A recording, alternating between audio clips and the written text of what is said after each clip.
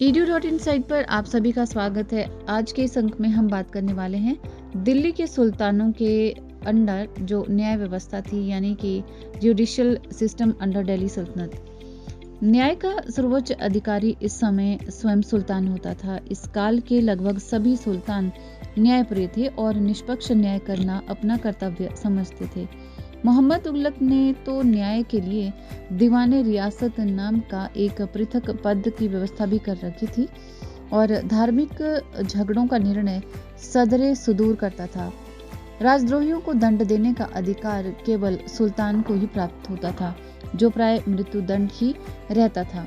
सुल्तान के अतिरिक्त कोई भी पदाधिकारी किसी अपराधी को प्राण दंड नहीं दे सकता था।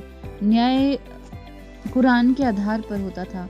दंड व्यवस्था कठोर होती थी। साधारण अपराधों पर भी अंग भंग का दंड दिया जाता था और इसी कारण से इस समय अपराध बहुत ही ज्यादा कम होते थे।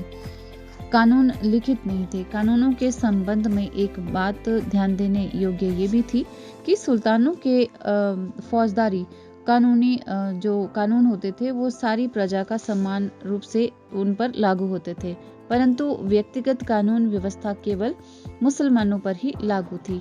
इस कानून व्यवस्था का संबंध धार्मिक सिद्धांतों से था।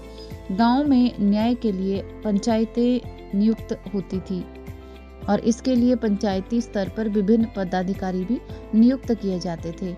राजा जो होता था, जो सुल्तान होता था, यानी कि वो न्याय व्यवस्था का स्वयं देखभाल या जिम्मेदारी लेता था। edu.in साइट के आज के अंक में बस इतना ही।